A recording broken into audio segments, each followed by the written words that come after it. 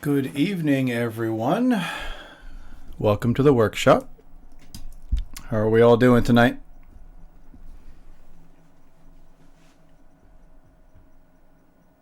Oh, that's cool. Roll 21 shots are fun. Well, D&D in general is fun. So, thanks for popping in regardless. All right, let's see. Today is Thursday, the 26th. I don't know why I haven't said the date before. Probably because it's not important. Oh, jeez. I've been thinking about how to do these horns since Tuesday. I'm going to have a little more work on them. I had a thought and I'd like to try something.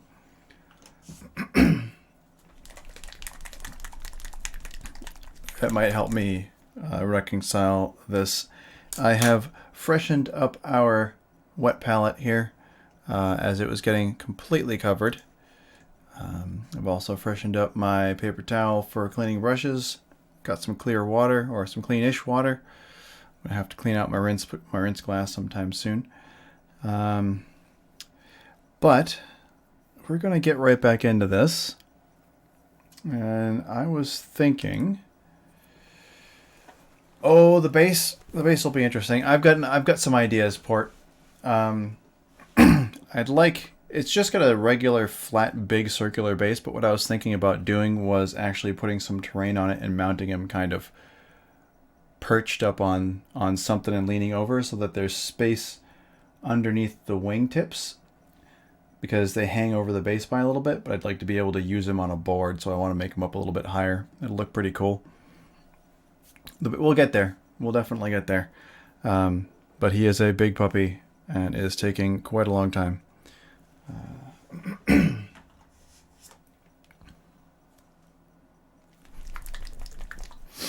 think I'm going to take some of this Stonewall Gray right now. Hard to see. Let's get it in focus. Stonewall Gray. And I'm going to do very fine little streaks right along the base of the horns that are coming off. Just sort of accents. I feel like it's too smooth right now. Some of the gradient from sort of a medium gray to black is good, but there are bits of it that I am not liking. So I want to just add some texture to it.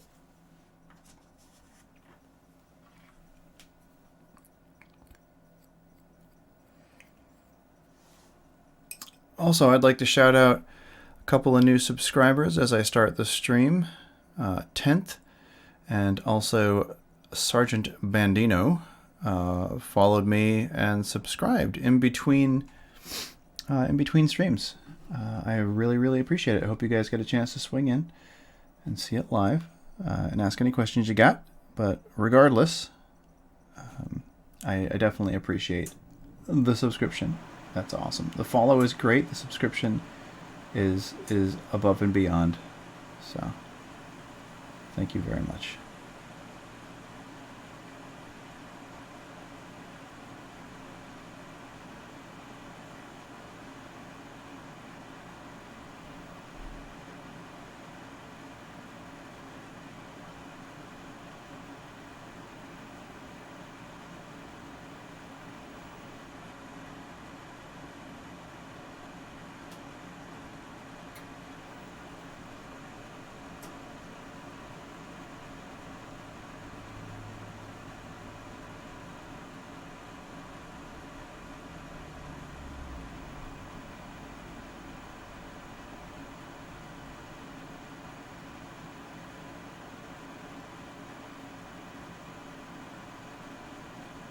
I realize I just completely shut up, but that's kind of what I'm thinking.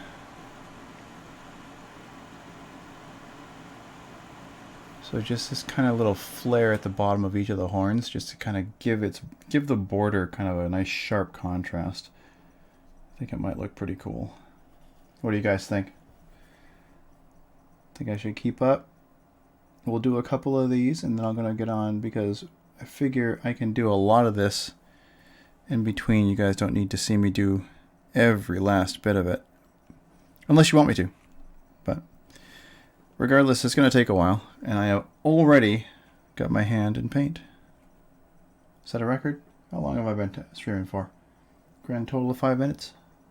It's pretty quick.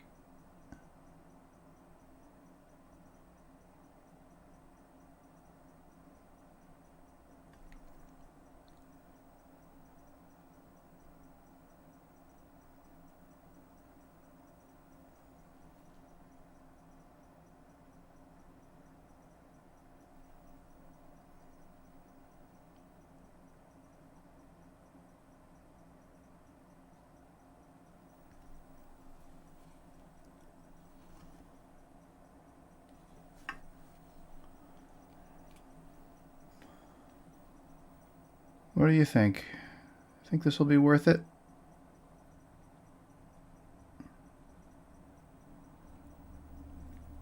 Could be kind of interesting.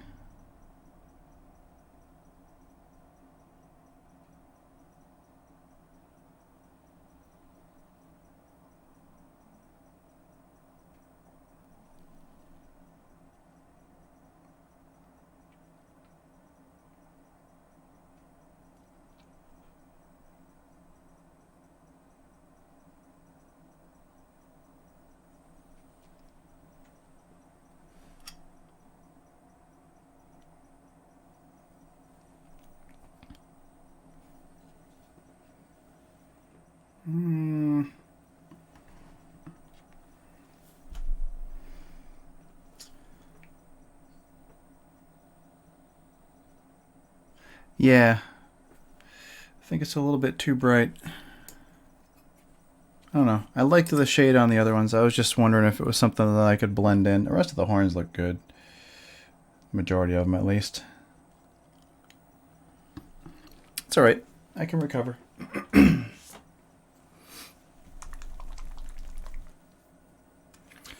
We can run recovery. A little bit more of the cold gray that I had originally used for it.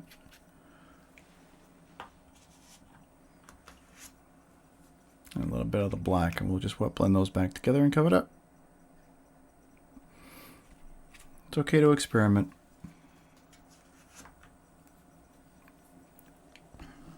Maybe I'll go back and fix those later. But I do need to get down in these cracks because I noticed I missed a couple down here. And they're just red around the edges, and I can see them really, really well. So we're gonna do a little bit of a quick corner job.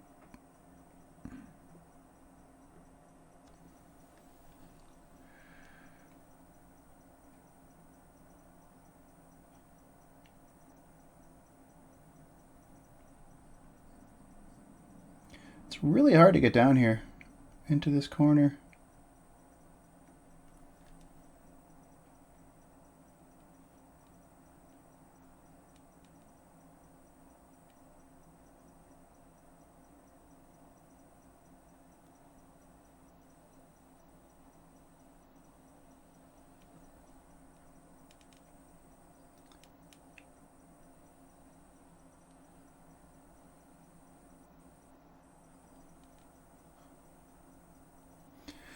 How's everybody doing this week?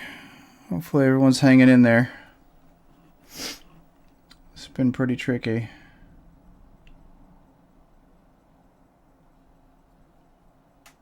I still find it kind of crazy. Some of my neighbors still have to go to work, and they're working down, you know, in the moderately large city close by, and it just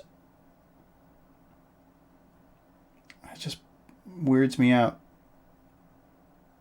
I mean, they gotta, like, right now for them, it must be weird going into the office or into the shop or whatnot, and basically completely having no traffic at all, or very little comparatively. And it's just, I don't know, it's just odd. I'm not sure what I'm going to be doing because, you know, we're kind of out of cash too. We're getting, not out of cash, but we're out of a steady income, so. It's gonna be a weird one. Pretty sure things will be fine.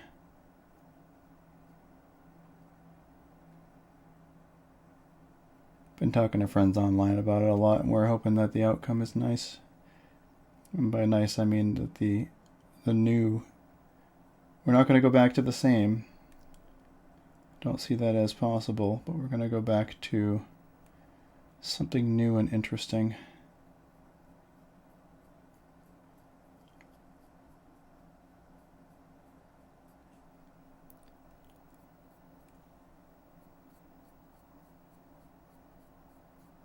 I'm just using my detail brush here, and I'm definitely going back and just kind of working some of the edges a little bit. Kind of getting the blend a little bit better. And just making sure the very corners of it are still good.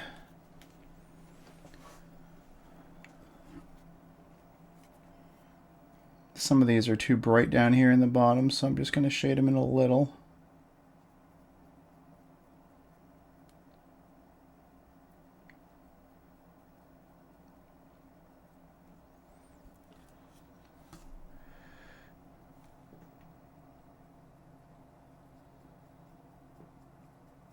Yep. We're just going in and we're picking out some of those spots where the transition contrast is way too much. I ran a shader over it on Tuesday night at the end of the stream, and it worked pretty well. But I just want to go back and blend some of the spots that it didn't quite blend in all the way. And it's just a matter of getting the right tone. This gray, this in-between gray seems to work really well.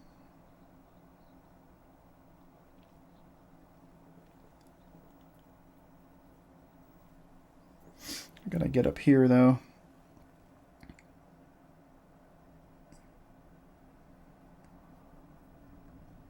Get up and underneath.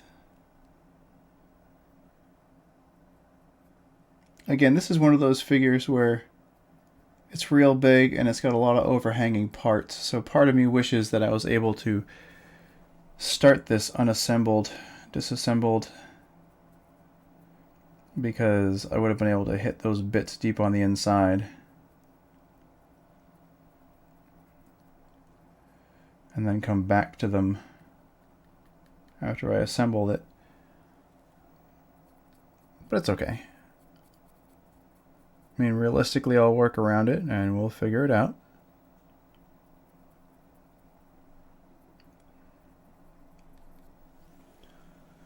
Hey, Cacao. How goes?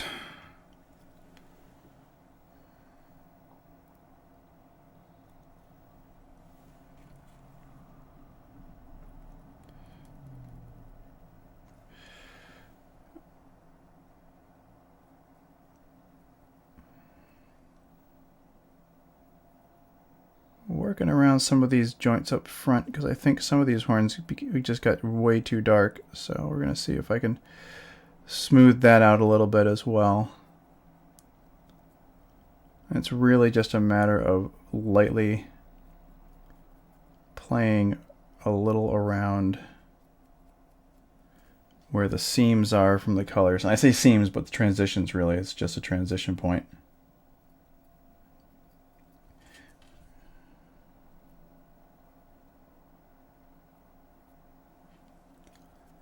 That's better.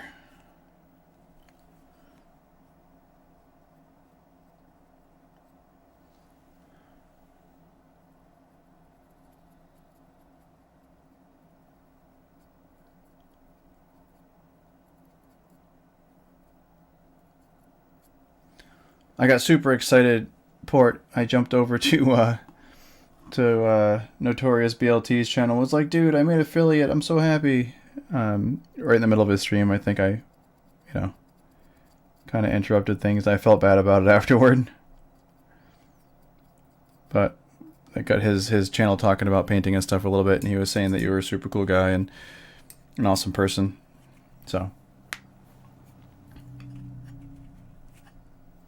one for all. That should be fun. I get a little I don't do a lot of the special game modes in League. I don't know why. Like, people are like, why don't you like Earth? And I was like, Earth's kind of boring. It's pretty much just roll your face on the keyboard.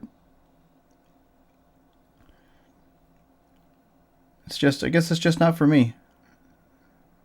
I'm not saying it's not a good mode. I'm just saying it's probably not for me.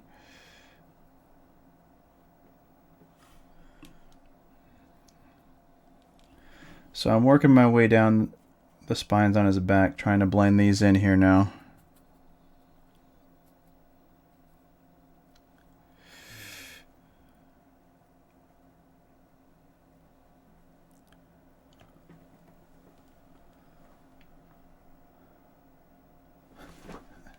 Thanks, Port. Yeah, I mean, Nexus Bliss was pretty cool. When they actually change up the objective of the game mode, it's kind of interesting. I find that to be kind of interesting. I didn't mind Doombots. The Doombots of Doom were pretty cool. They had one for what felt like teamfight tactics. What the heck was it? That was kind of cool. It was basically wasn't it like a galaxy thing? It was where you get the rebel skins, the rebel Ziggs and Malphite and Yasuo and everything, like Captain Yasuo or whatever it was. Those are kind of cool. Like that game. I played that a bunch. Yeah, I started doing ranked TFT again because of the new set. That was pretty cool too. I'm digging it. I'm just not sure where my playstyle fits in. Like whenever I keep wanting to do pirates and get a crazy Dario Chopman chain going on, but I have yet to achieve the ultimate hop and chop combo.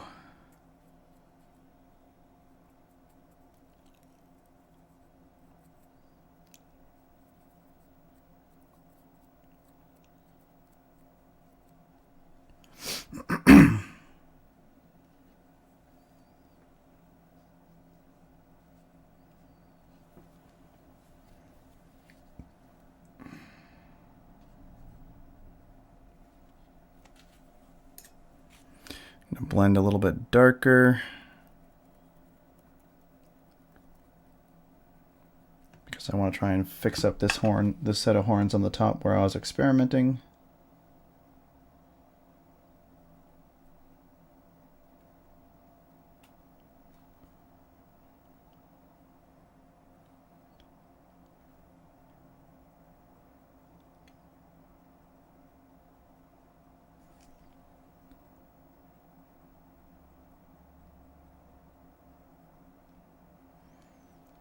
Go back in with a shade afterwards. Let's try and hit these spines on the wings.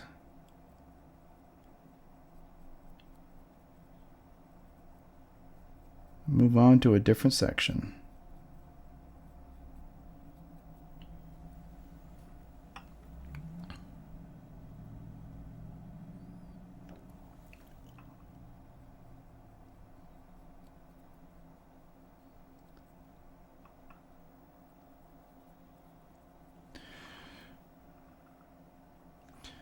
My kiddo decided she wanted to camp out in the living room tonight.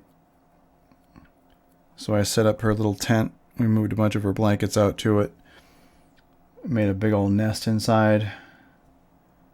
We'll see how it works. Hopefully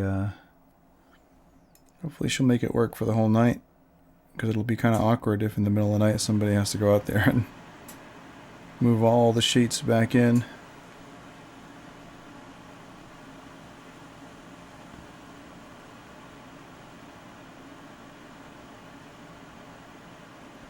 I was doing laundry today, so I had taken all the bed sheets off the bed with her mom, and like instead of putting it back on her bed, we moved a bunch of stuff out to the living room. So you gotta love making the bed in the middle of the night. Like 1 in the morning. Hoping it doesn't come to that. But we'll see. She was sad. Our schools out here the reopen got pushed all the way back till at least May 4th.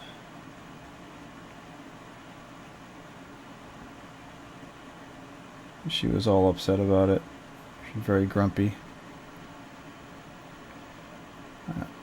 I got pretty lucky if I've got a kid that actually wants to go to school and enjoys herself there. So here's hoping we get back to a semblance of somewhat normal sooner rather than later.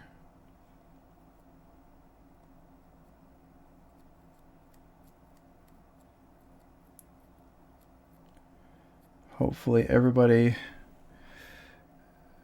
is getting through all right. Not bumping into crazy shortages at grocery stores and whatnot from people panic buying, because that's ridiculous.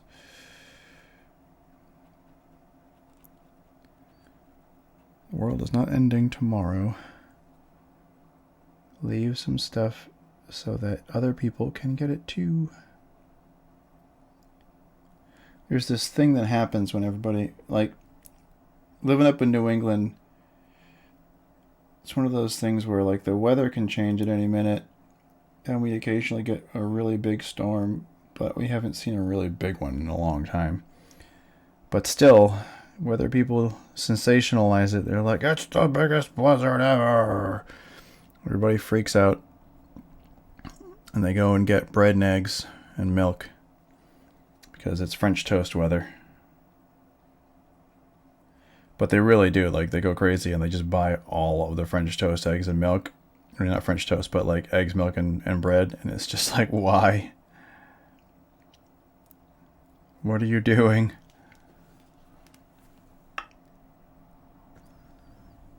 Chill out for a sec.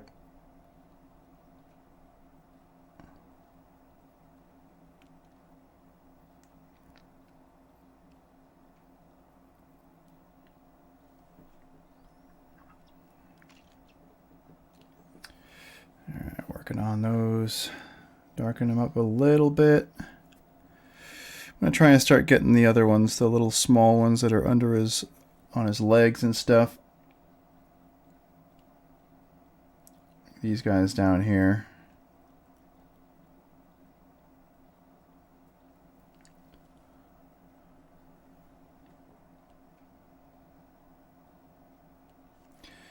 I'm trying to move as quick as I can on these spines, but like I said, there are just so many.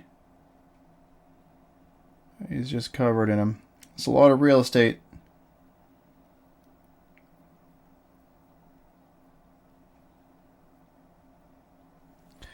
It's a lot of real estate.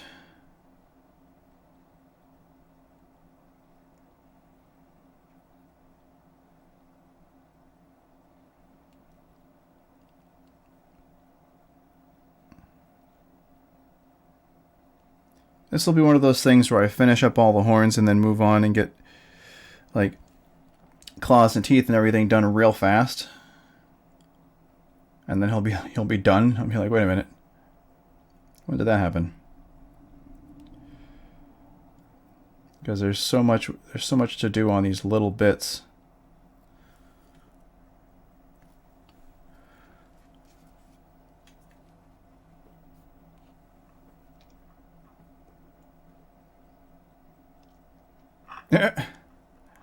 It's all right.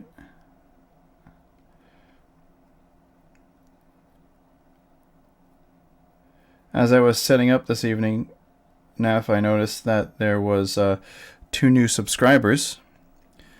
So I said thank you to those guys. Sergeant Bandio and 10th.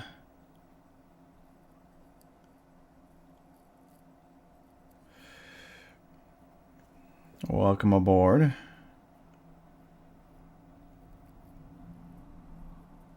There's a thought that just occurred to me. What do we call you awesome subscriber folks?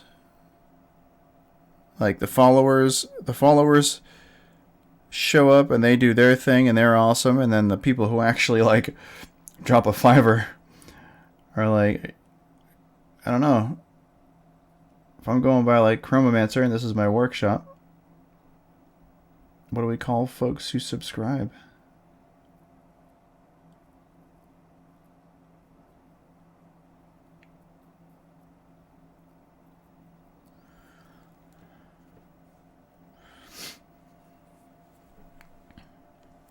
Taking suggestions.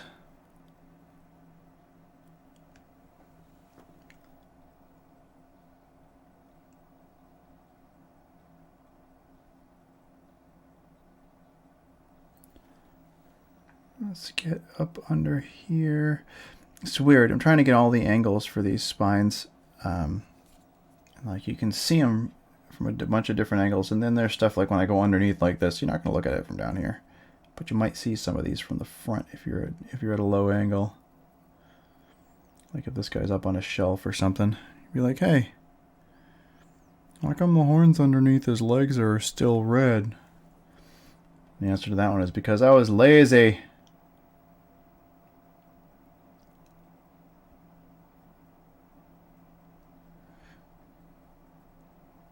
All you gotta do is turn them over, get the right angles done. Pop, pop, pop, pop.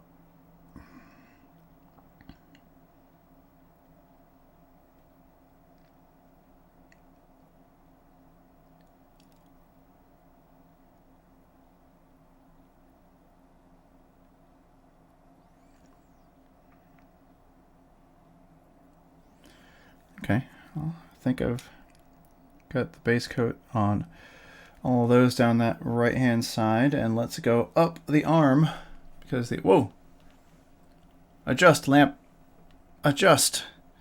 It's awfully bright. Oh, let me get his claws too.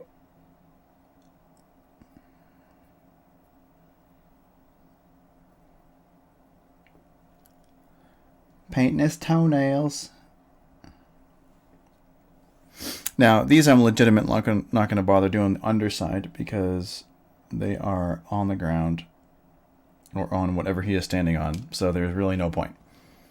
If he was on the base, I wouldn't be able to get under there anyway.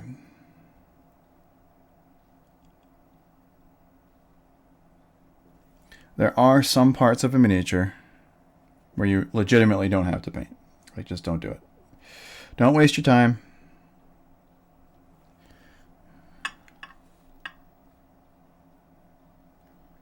Let me get his front foot.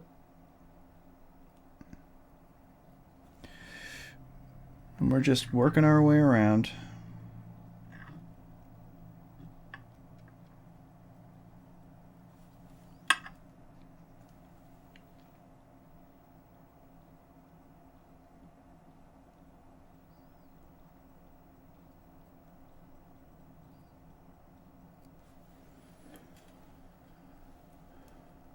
Chromatics.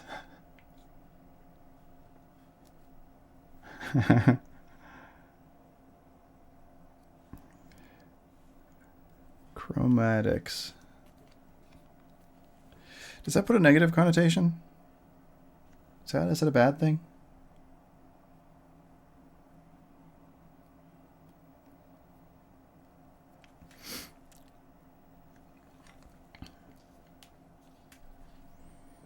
What if it was like the Chromomancer's Guild and we were guild members?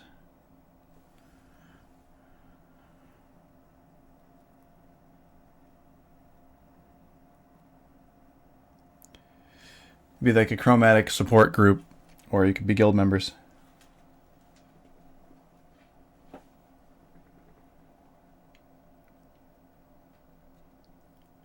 Chromatics. I like chromatics. Okay, that makes sense.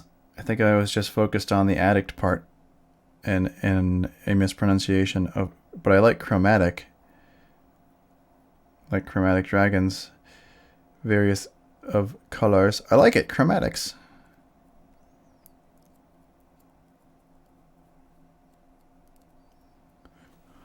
That's cool.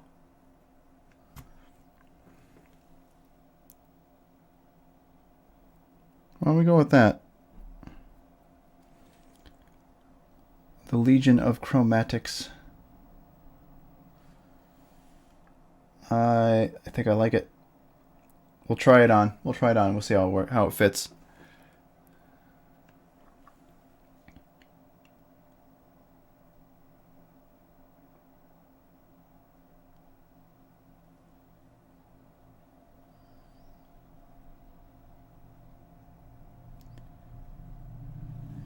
Working my way up that leg. Am I too bright? Is this flooding us a bit? Is my stream frozen?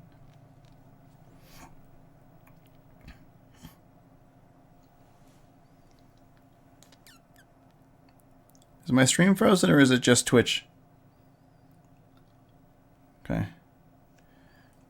Let's try something.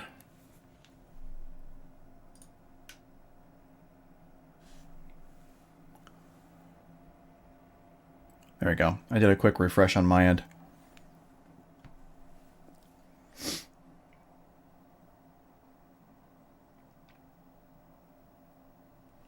So we've got a bunch of little ones on the shoulder here.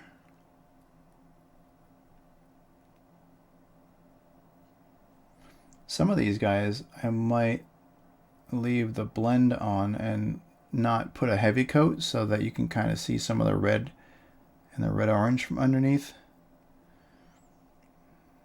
Modified scale kind of look.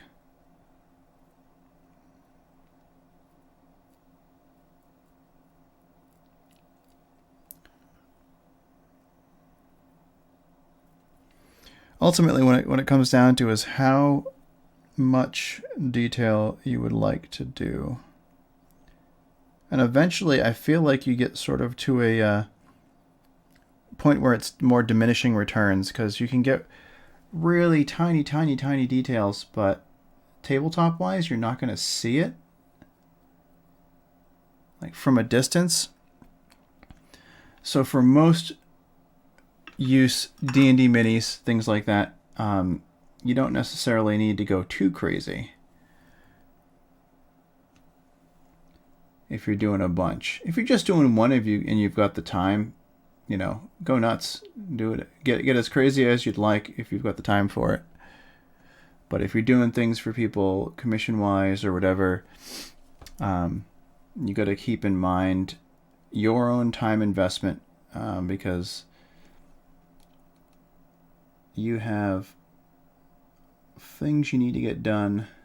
And I'm bad at that myself, because I'll start painting something and I'll be like, oh, I can do this, and I can do this, and then I could play with it a little bit right here, and I end up getting too into it, and like I'll have somebody commission me for a quick paint, and I need to get those done within an hour or two, and I spend 4 on it, and I'm like, damn it.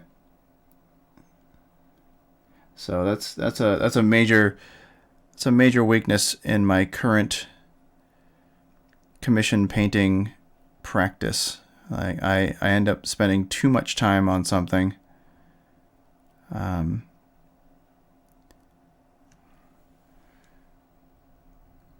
it's partially, I think, because I'm afraid I'm going to give it to somebody and they're not going to like it. And then I'm going to feel bad. And then I'm going to feel like it's not worth it. And I'm not going to want to charge them at all. It's hard, man. It's hard. Then you got to consider things like, I used to bump into this in design where the client has this idea of what they really want, and they're in love with this idea, this color scheme or a particular layout or the way they envision that it has to look when it's done, and the color palette clashes or doesn't go well together or just looks hideous. But you know,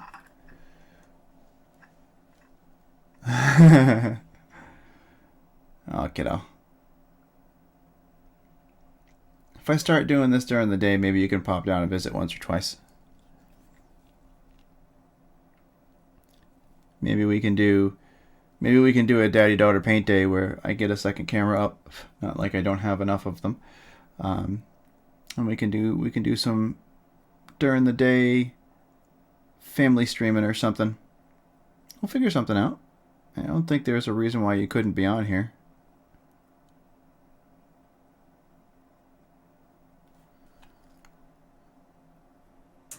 I mean, there are internet reasons why you probably shouldn't, but we'll figure something out.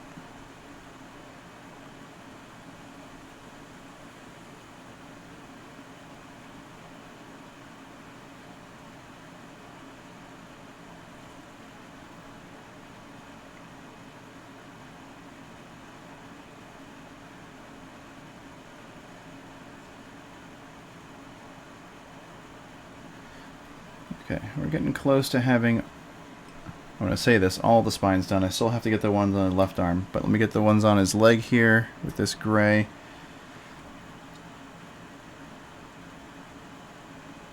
And then we'll move on.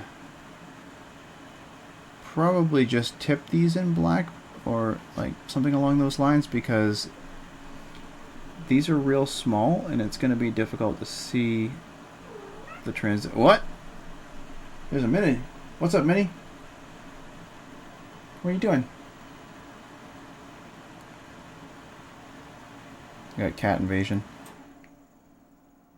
She may or may not end up in a spot where you can see her.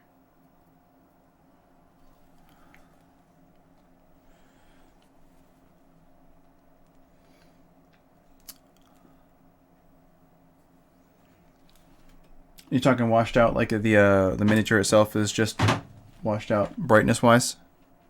That was the cat in the background. Built in a bridge.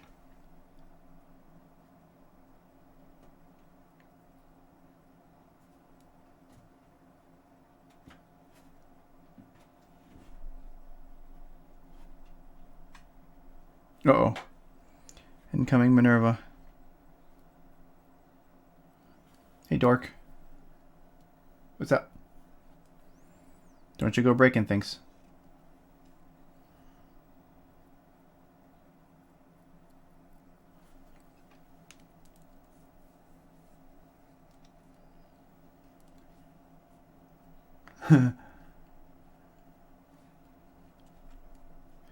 Building a bridge.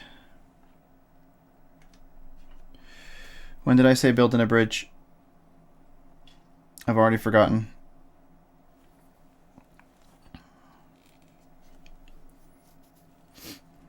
Am I building a bridge and getting over something?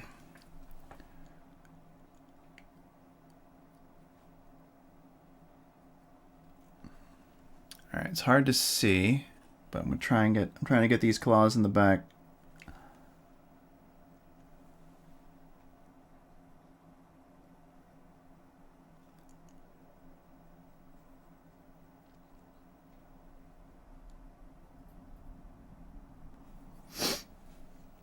Minerva is directly in front of the chat. So at the moment you are all being cat censored. I can't see anybody, what anybody's saying. And there she goes. Oh. Well, she was making noise. She was banging on stuff. She knocked some stuff around and it was like clank, clank, clank. And I was like, there she is in the background, building a bridge. It's like cat construction. When they start making huge amounts of noise when you can't see them, you're like, what the heck are you doing over there? Usually I say building a house or building a bridge or digging a tunnel.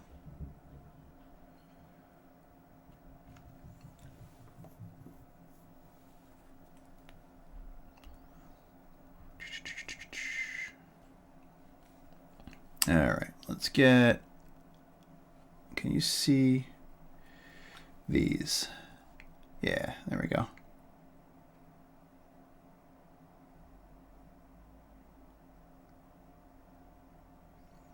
You almost have all the spines done in their base grays.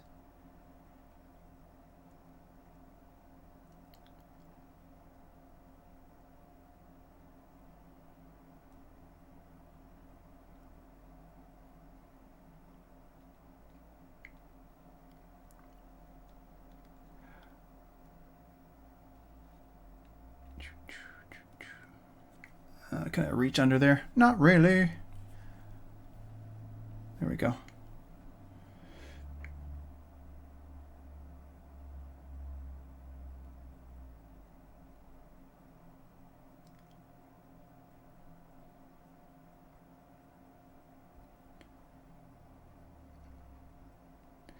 This will be the episode entitled "You Can Always Watch the Top of My Head," because that's all you're getting right now.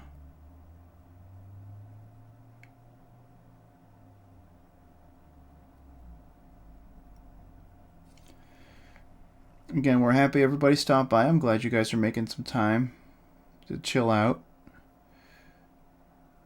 That's all we need to do, just hanging out a bit.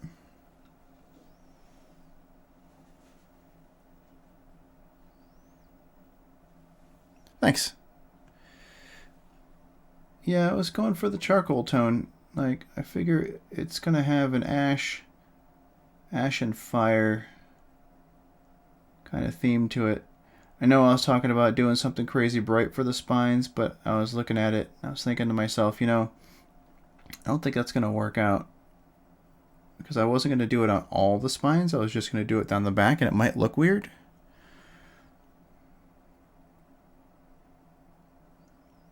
But you can figure this way, it's almost like he's got smoke billowing off of his back.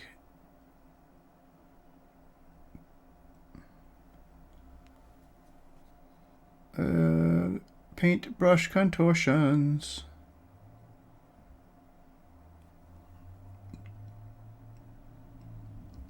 Oh, there's one right here. That one's going to be a pain in the butt to get the top side of. Let's see if we can reach them. Alright, I'm going to have to go under the wing for most of these, I think. Oof, maybe not. We'll see what we can do. We'll see what we can do. A lot of those are blocked up under there.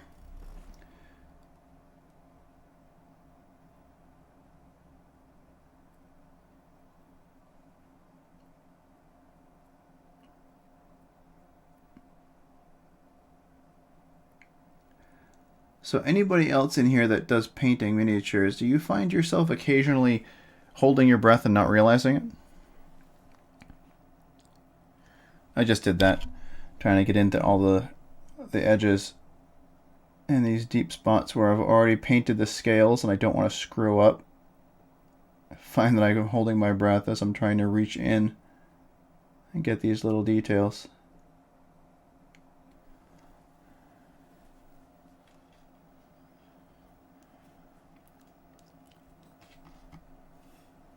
Alright, there's a shot of all of those. We can do the tail now, and luckily I can do the tail with a larger brush. So let's give the detail brush a rest. And I'm going to pick up this one.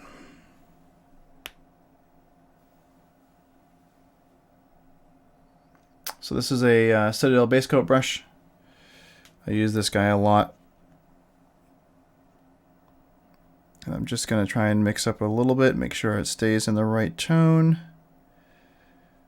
These big ones on the back, I'm going to bring it up a little bit lighter because I want to do, they're so large, I want to make sure that you can see the transition.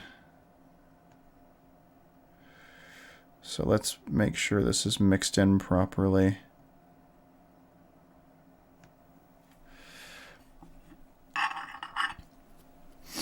I'm going to go about halfway up the brush so I can actually reach in. I'm sort of bracing my hand on the wing a little bit.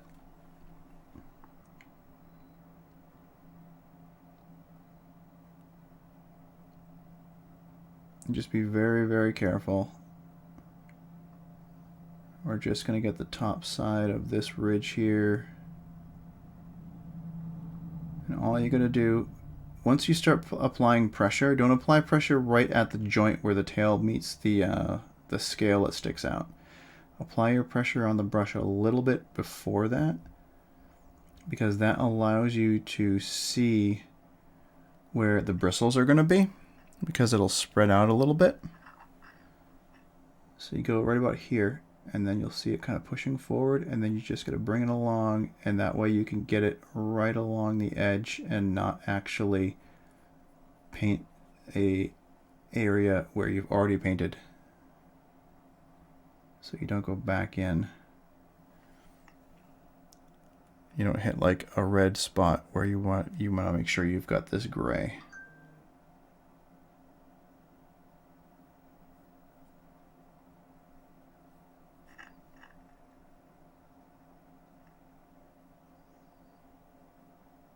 So it's a little bit of a push, a little farther away from the border, the color border, and you just give it a little gentle push in and then drag it up flat.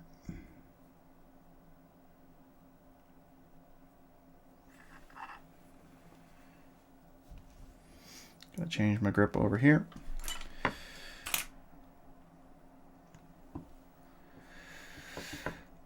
A little push, a little drag, a little drag. There you go. And that way you don't end up going over a spot you've already hit.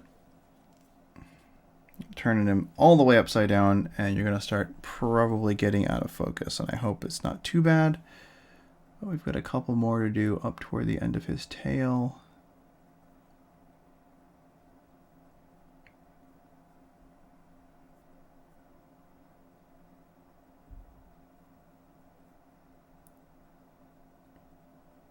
And in this instance, you want to make sure you're definitely pulling towards yourself,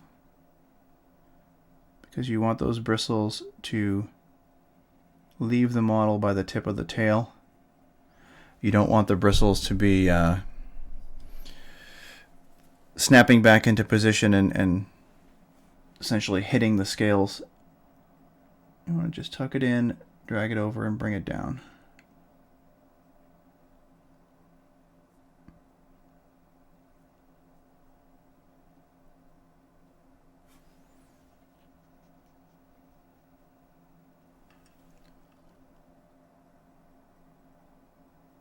These are kind of tricky to hit. These guys at the end are getting small.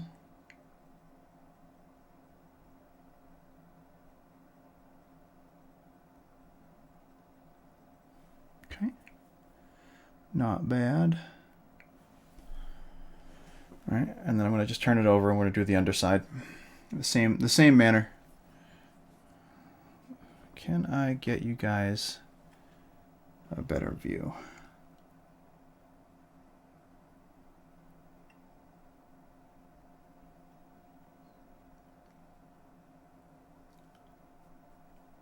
So it's just take it slow. Take it slow. Work your way through it. It ain't going nowhere. You're not going anywhere. We're all just here to chill out. Just relax. The brush will find the right spot.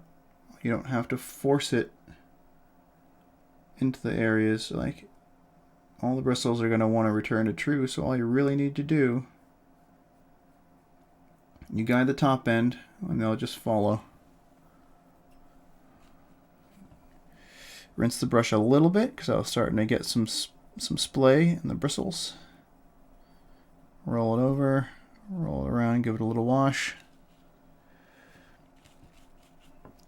And let's go back in.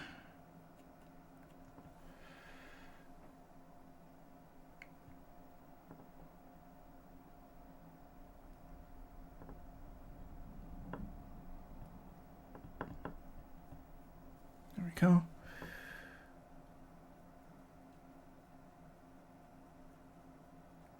Pick up a little bit more, mix in a little bit between the two.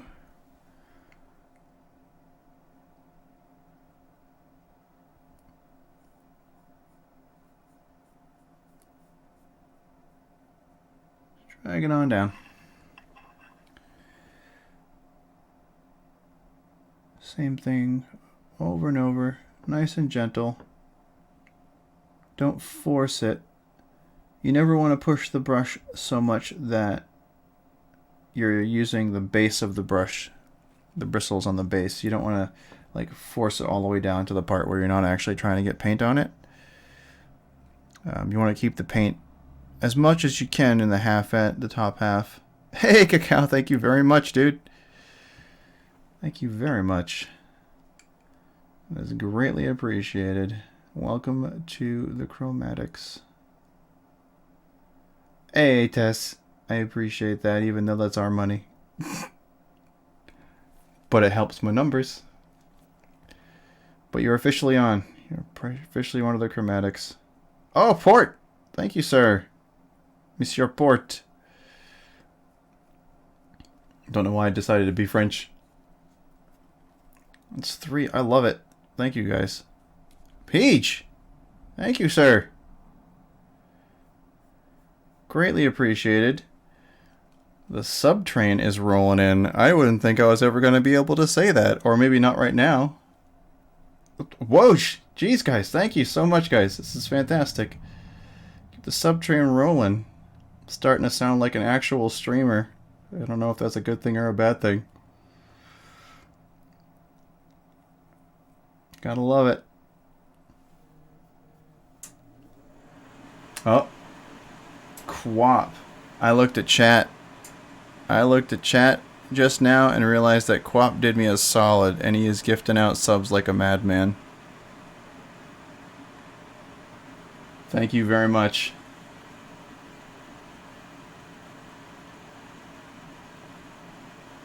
Trying to outdo Delirium. He's tied him up.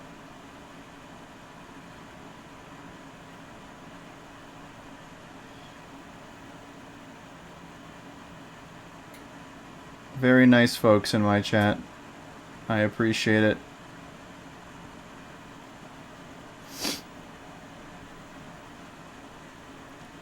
That's cool. Alright. Big spines. Done. Brown. They're still brown underneath on the inside. I don't know if I'm going to keep that or not. Might be an interesting little detail. But now I'm going to start on the other row. And we'll get those done. Let's mix this some more. I'm going to need to get some more of that wet.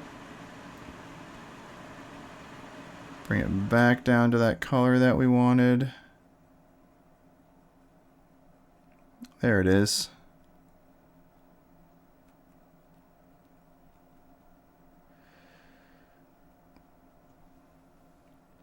I said woohoo. Definitely is worth a woohoo. That's 17 subscribers I'm at. That's lovely. That is super cool.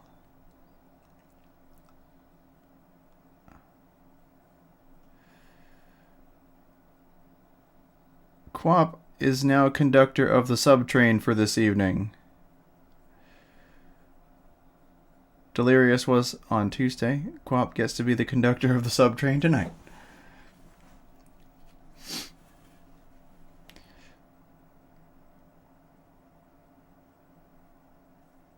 Just keep them coming. I think that's an interesting feature that people can do that. It's kind of cool.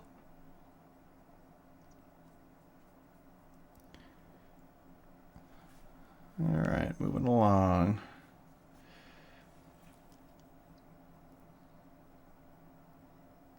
Notice I missed some spots underneath the backs of these spines, so I was just going to hit them as I had the brush.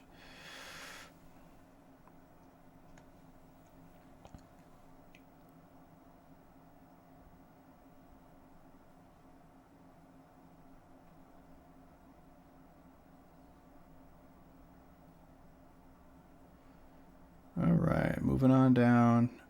Gentle push and pull.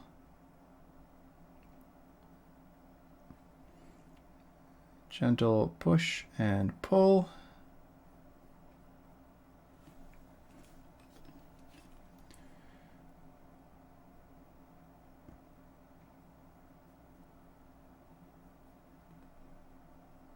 Okay, you see how I don't know if you guys can see it, but the bristles are starting to kind of spread apart, like you open your hand, right? When it does that, that's a clear sign that you want to give it a quick rinse.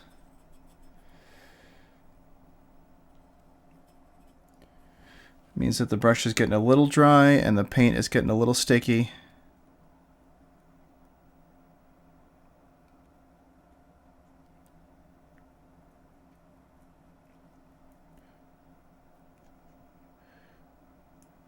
There we go.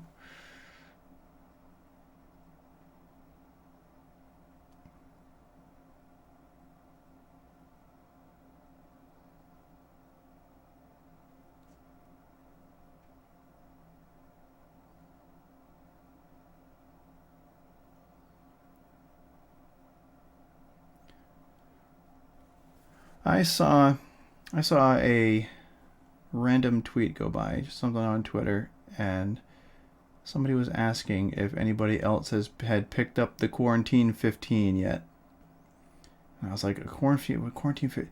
Oh, is that like the freshman 15? Quarantine 15, where you're stuck in the house, you got nothing to do, so you're just kind of hanging around, watching Netflix, eating Doritos, and drinking root beer. Or is that just me? It's probably just me. I'm like, crap. I really hope. I gotta be very careful because I just dropped 35. I don't want to put 15 back on. That would suck. Alright. Let's go back and get the top of these big ridges on the back. See, I think that's going to end up looking really nice. Now that they're all uniform, mostly uniform color.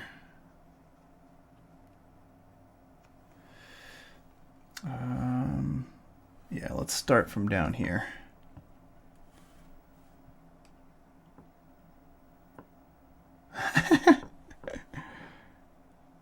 Yeah, I've mostly murdered a box of Triscuits myself. Triscuits and pepper jack cheese. Just little squares. That's my current snack. If I don't have the like the, is it Toll House or is it Keebler Buttercrisp cookie, not crackers, not cookies. Same difference with cheese on them.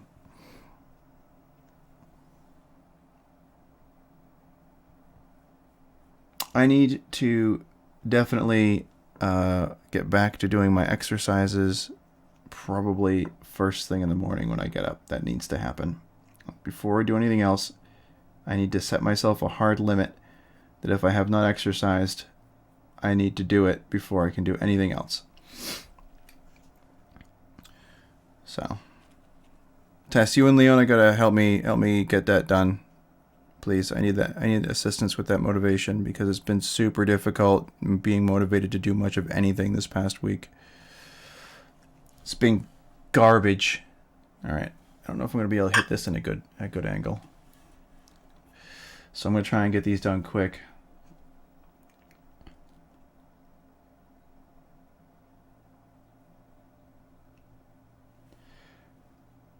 Well, that's a random piece of trivia if I ever heard one.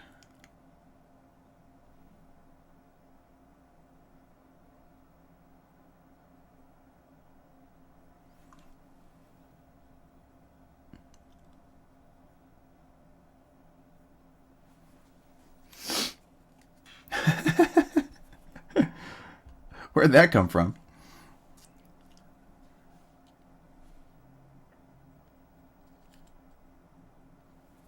Electricity biscuits.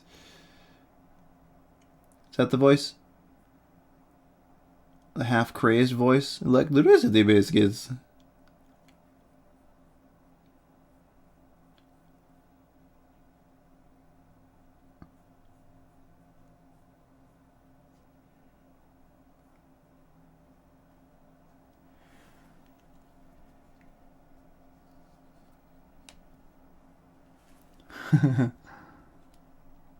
Weird. I can see that though. I can see that being like one of those weird post advertisements that you see on like in the newspaper or something.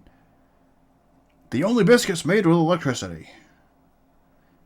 Be like, well, excuse me, what?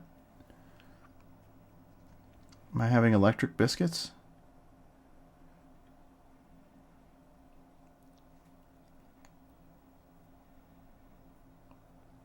Made with real lightning.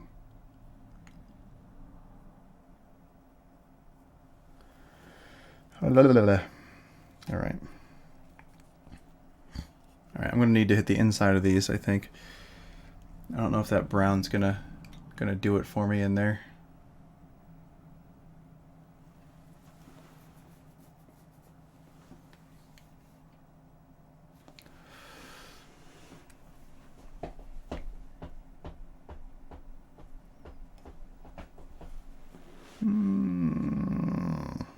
Yeah, I gotta get it. I gotta get it. I gotta get it.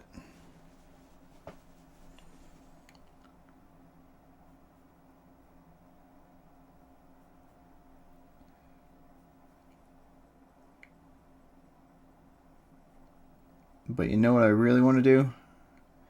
I gotta start getting used to this too. But we should do the 9 o'clock stretch. I've been hunched over this thing for an hour, and I've noticed at the end of streams my back is sore. So let's do the quick stretch. Unless you're super comfy and falling asleep, everybody just stand up for a second. Walk around for a second.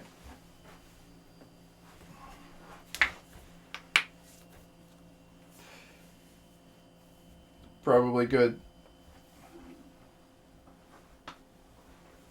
Rock your neck back and forth. Touch your damn toes. Okay. Oh.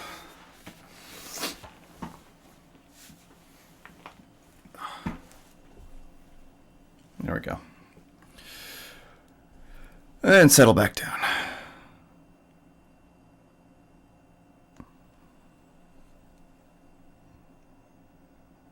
Don't worry, I won't be one of those exercise streamers.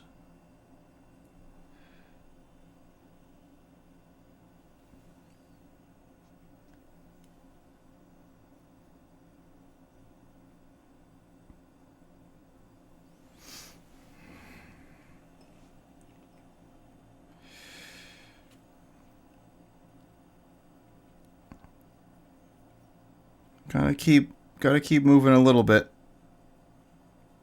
I don't wanna lock up.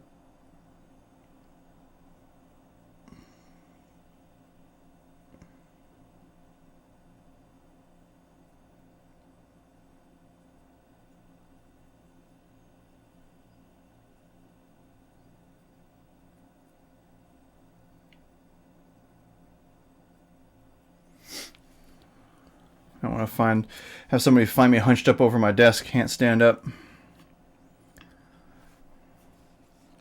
Speaking of standing up, I do need to figure out a standing desk, and I've been thinking about changing where I paint and moving to, like, converting my downstairs finished basement into a full workshop.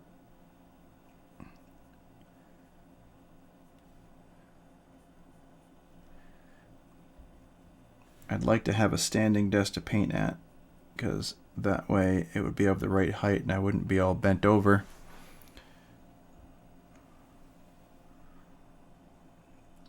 But that is going to take some time to figure out, and probably a little bit of an investment, so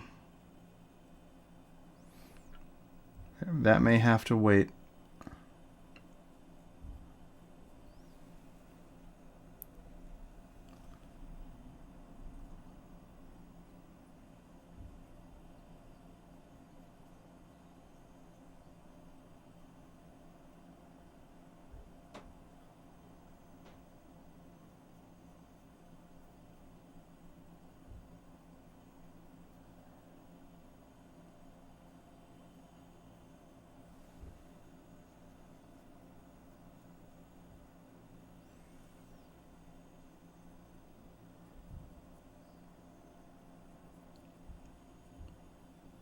Alright, just gently trying to get in between some of these.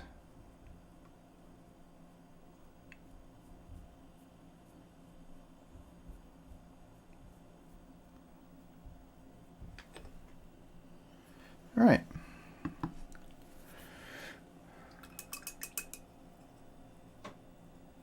I love you, I hug you. I love you too, kiddo. She's still awake? way past her bedtime.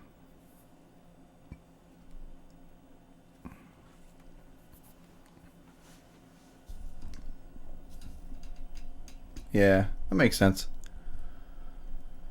All right. So on these larger spines, I'm definitely going to want to go back and mix in some of this black and get kind of a darker gray.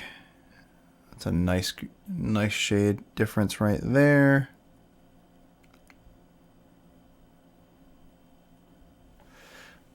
And we're going to go a little bit just down from the edges.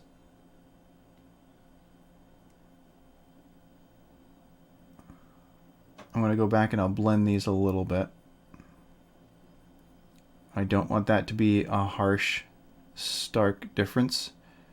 I don't mind it being jagged.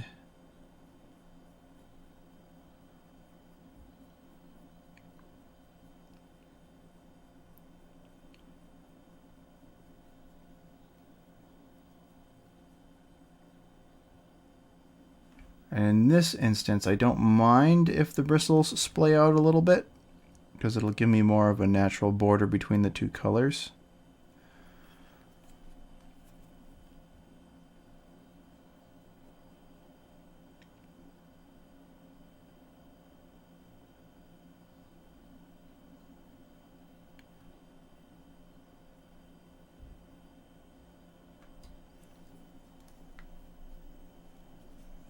I'm going to paint my lamp in a second. I'm getting that brush high up.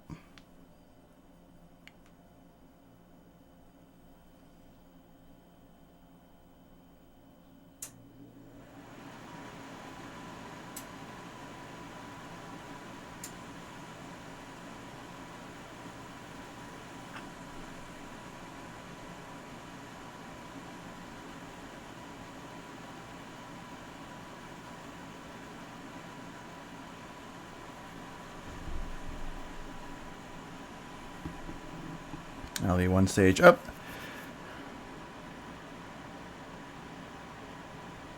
Alright, we're getting a little bit to the bottom of that paint load right there. So let's see if I can get down this side.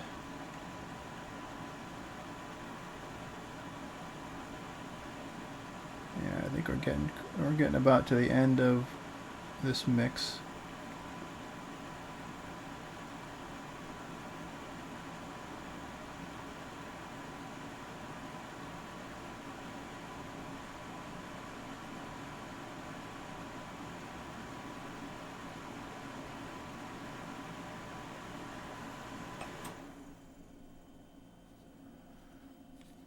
Alright, I'm gonna have to mix up a new batch.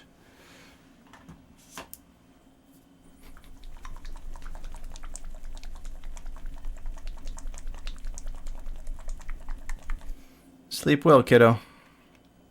We'll see you in the morning.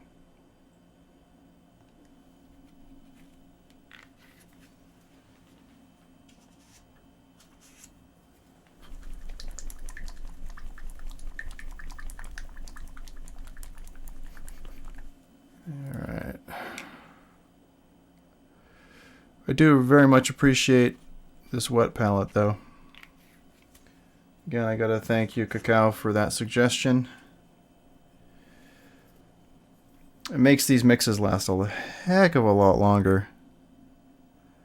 I'm not going to mix directly on top of what I was doing before because I'd like to try and make sure I match that tone.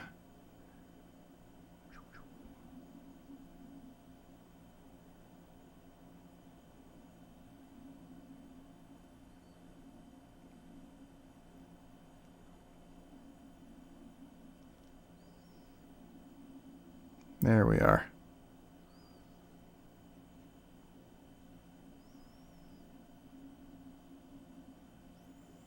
Roll it around a bit.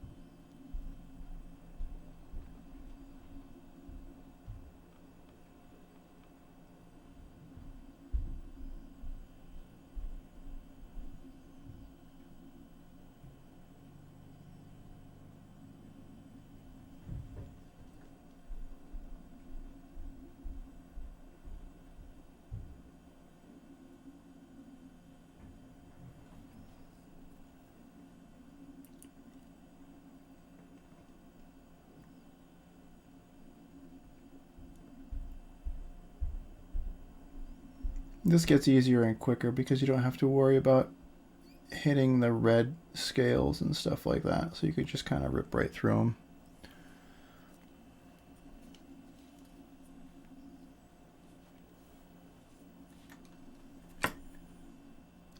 It's just important to try and make sure that you've at least got a good grip on the other side.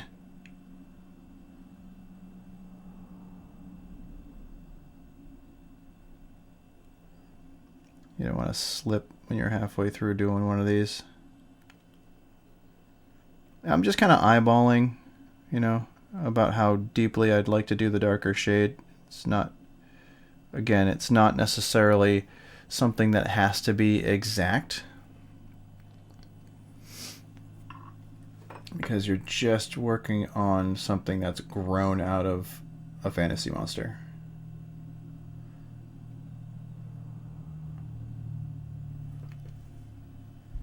So don't worry about it.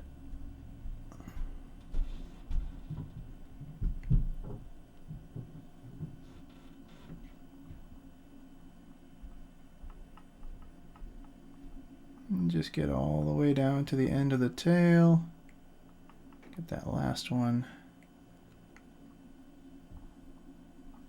And then I'm going to use this darker color on the inside.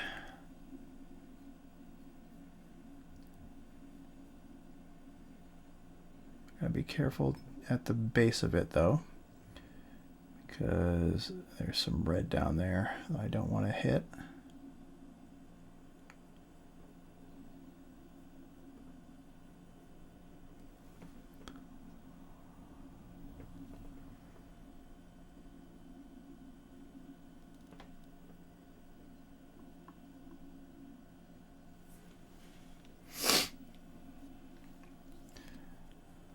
Yeah, not having to go back and remix your colors is really, really nice.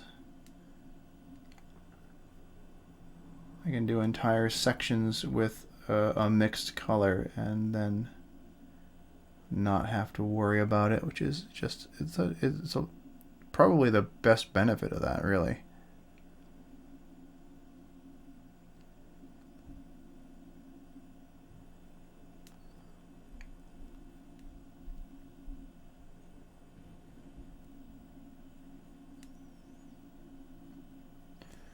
Right now I'm almost painting in the dark in some of these corners because I can't get a good light focus on them.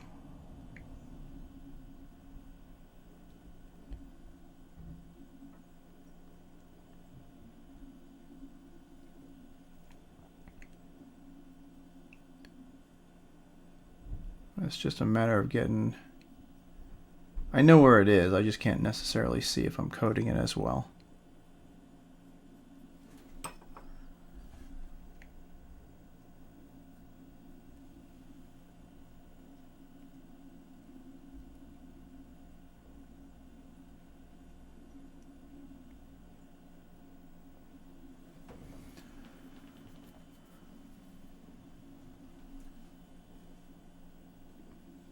That's useful.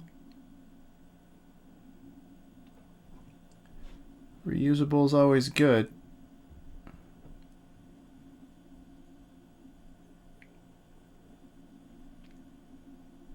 Is it just like a wax paper or something that goes in that you can wash?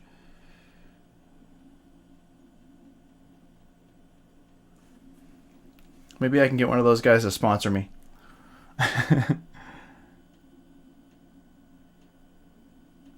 Like get Army Painter to be like, hey, we make a wet palette. We want you to use it. That's the kind of high profile, exciting sponsorship I'm looking for.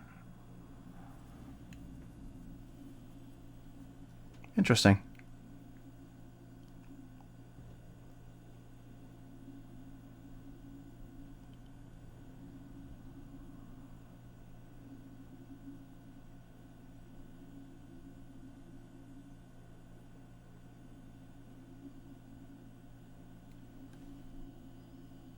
Sorry you guys can't see this. Just trying to go through these kind of quick so we can get on to the next step.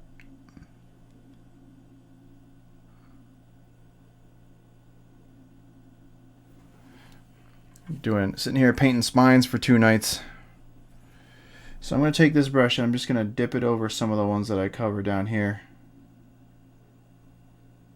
Give the tip some color.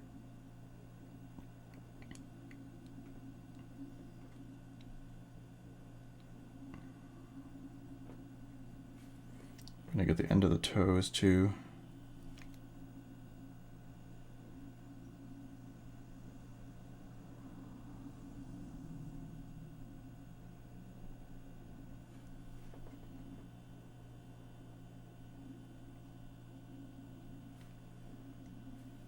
Start mixing it in with everything else.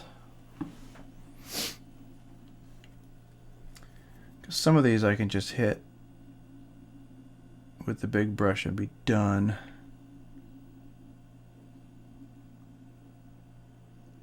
You can just kind of drag it along the edges.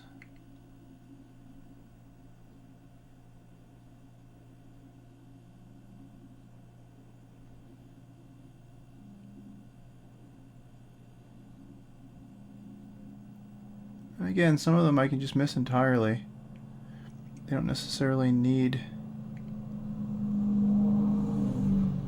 That was somebody whipping down my road a little too fast.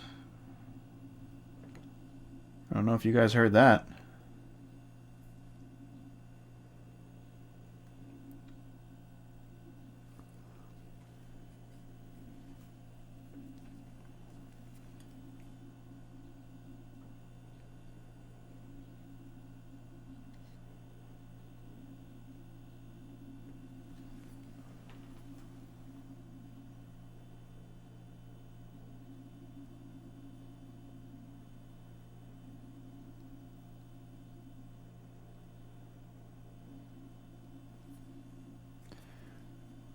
Make sure I got enough of these with the darker color.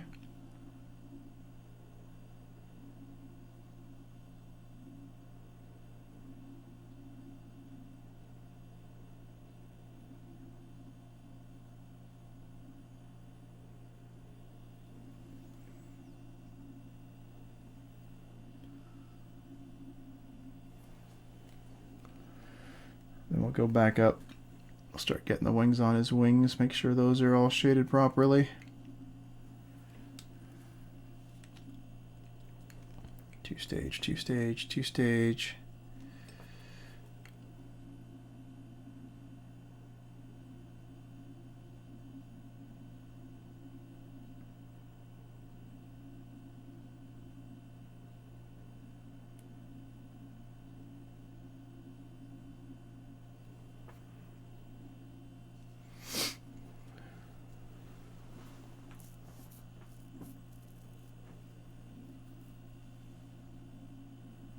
T. Crujo, I don't understand the question. Welcome aboard.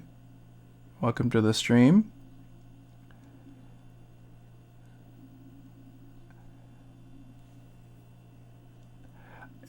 Am I making this for myself?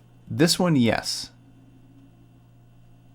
This one is not commission painted. This one is just a mini I've had on the shelf for a while, if that's the question. Yeah, he's been up there for a bit. I've just been meaning to do it, and I thought it would be a good time as I had just finished up the Critical Role minis from the first campaign. And I figured I wanted to do something for the end of that particular series, and I figured a giant ancient red dragon would be a nice one. It's a kind of little in-between.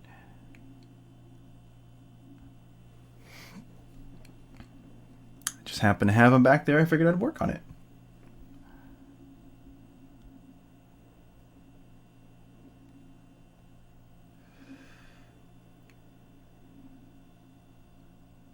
It's a big project. This is the 4th session we've been sitting down together and working on it.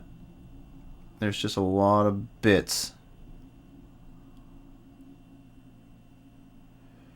A lot of bits sticking out. Spines everywhere, huge wings. You see, make sure I'm in the right spot. We're sort of doing a quick paint on some of these parts. Otherwise, we'd be here 4 or 5 sessions just doing spines. And sometimes getting all in up on the details is good, and sometimes it's not. As I mentioned earlier on, that there's a bit of a diminishing return going on. You can only spend so much time on a mini before you start going absolutely crazy. And if you start picking up lots and lots and lots of little details, it's going to look gorgeous when you're done, but you might drive yourself crazy and not make it to that point. There are many, many minis out there abandoned halfway through painting because it was just mind-numbing. I used to run a games workshop. I've seen them. I've seen all the half-done chapter masters and generals and force commanders and all that stuff. Thank you. Hey, thanks for the follow. Welcome aboard. Welcome aboard. Like I said, we are a pretty chill group. We are just looking to hang out, not, get too detailed and crazy BS of the day. Chill out. Hang out, chill out, paint some minis, talk about stuff. Generally blow off some steam. Get your heart rate down. Relax a bit. For some folks, they bail around, 10 of 10. They start picking up the Critical Role stream. I'm not sure if the critters are on tonight. I know that they've been doing reruns a little bit, but I am just here to hang out. I do commissions though, T. Crujo. I do commissions.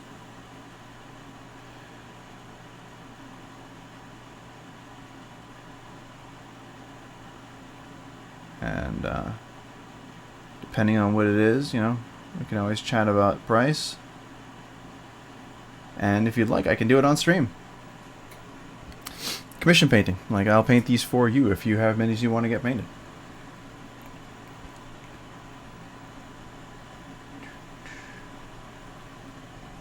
Alright. I think that's all of those that I want to get with that color.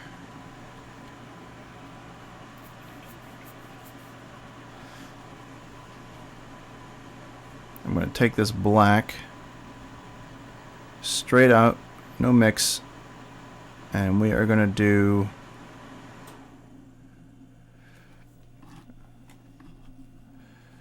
a bit on the tips.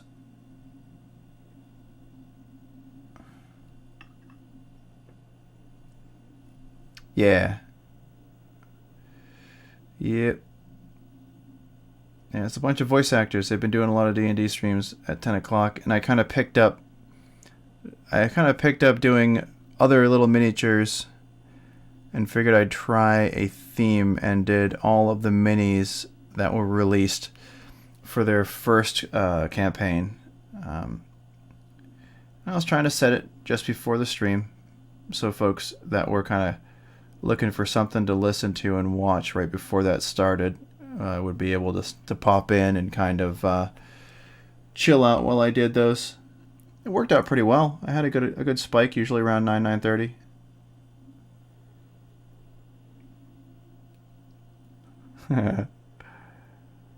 My Spanish is worse, so the fact that you can converse in English is already impressive. I will never, ever begrudge somebody speaking broken English. So don't worry, sir. Or madam. Whichever you may be.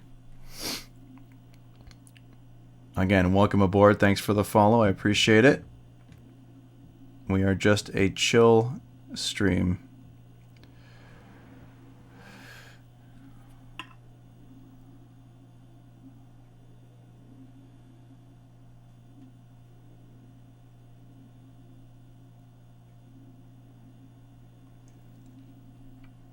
How did you find the stream? That's an interesting question. I'm wondering how you stumbled upon me. Just scrolling down the art channels.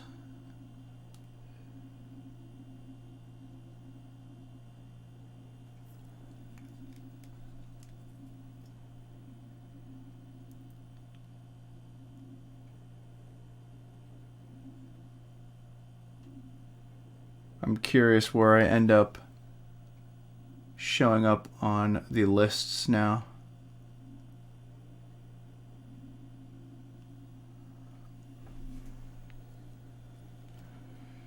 All right, now I need to get the along this side.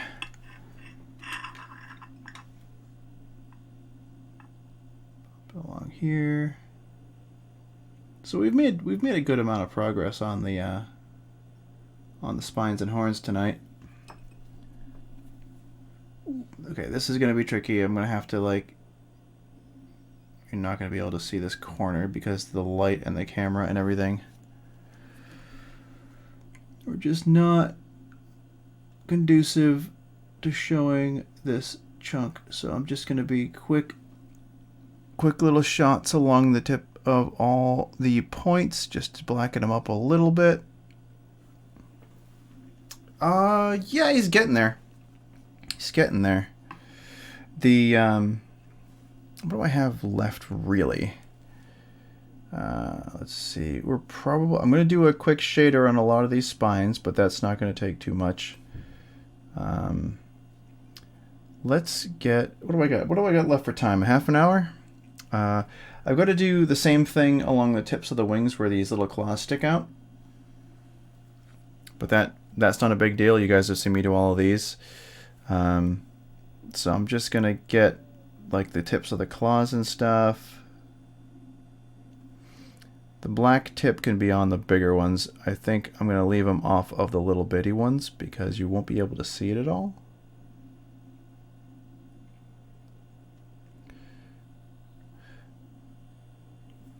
So what we should do next is play around with the inside of the mouth. What I would like to do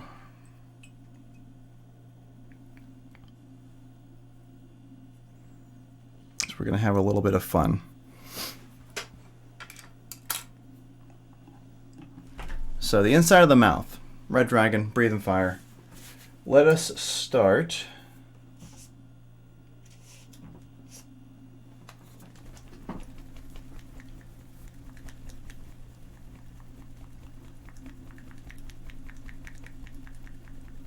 We're going to play around in there. I want to take some of this golden yellow, and we're just going to kind of spread it around on the inside of the back of his throat. Right around that spot where you gag.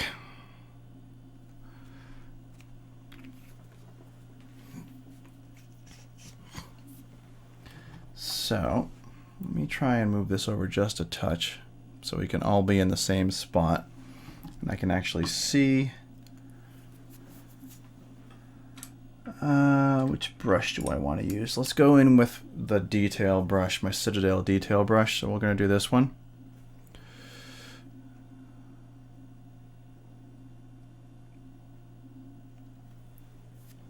That was the reaction I was hoping for. Ha! So he's got this little divot back here, right? We're just going to tick a little bit. I don't know if a dragon would have a uvula.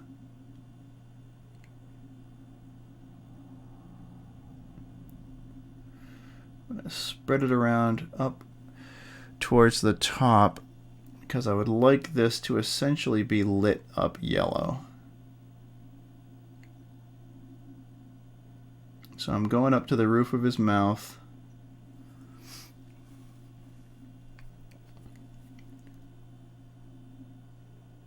I mean, maybe they do. Dragon tonsils? Dragon uvula? Who am I to say one way or the other?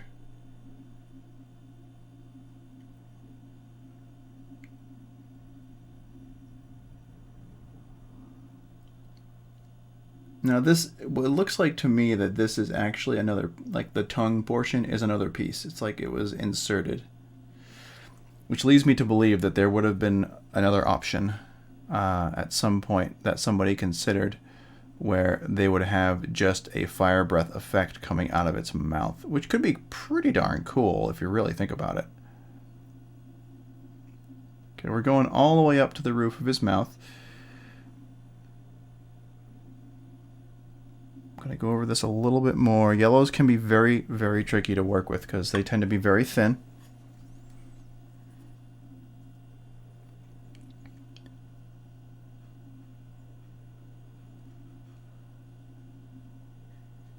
Al blasting us with some vocabulary. That's what I appreciate about Al. Alright, and on the inside of his teeth, I'm actually going to go ahead and lightly brush over some of the yellow. Because it's okay, because it's going to be reflecting off the inside of his mouth. All up under here.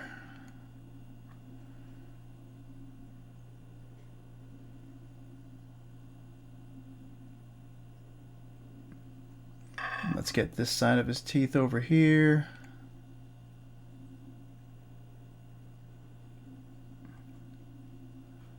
I don't mind that we're getting some gaps. It should be okay. We're going to go in and I'm going to hit this with a contrast color in just a moment. So I want to make sure that this is a nice smooth coat all on the inside of his mouth.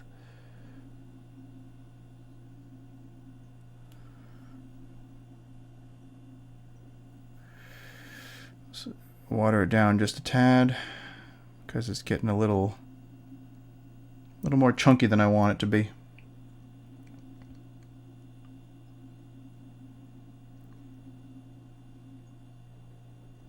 Like I said, yellow can be very difficult because it goes from something you can work with to toothpaste real quick, because the pigment is very, very, very thin in most cases.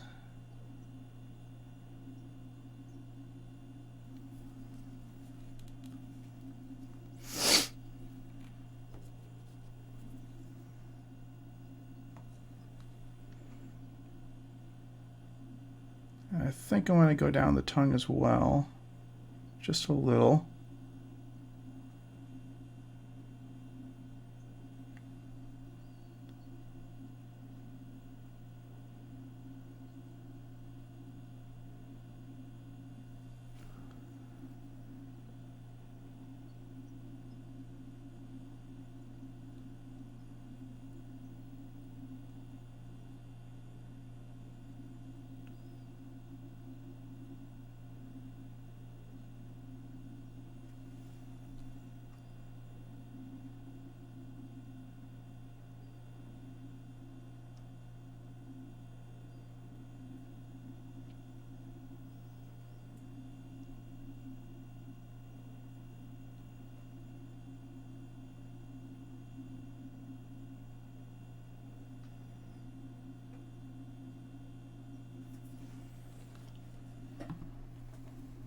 Come on, focus.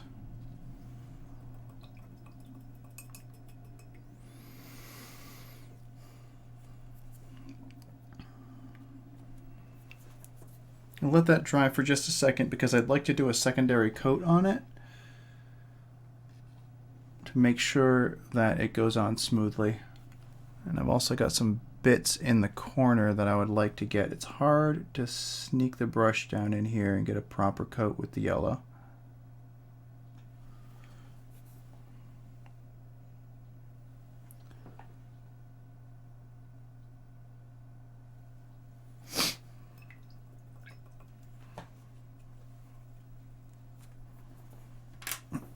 So give it just a second.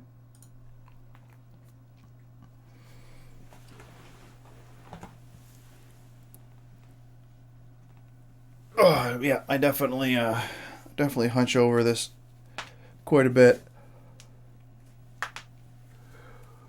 Hi, Minerva. There's no space for you up here. You're going to knock all my cameras over. Come here. Come here. Say hi. No, look at the camera. Yeah. Oh, you grumpy? Okay, there you go.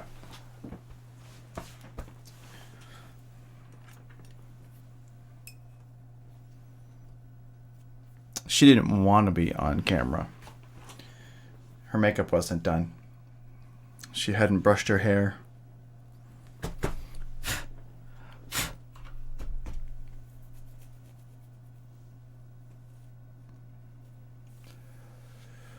How are we doing?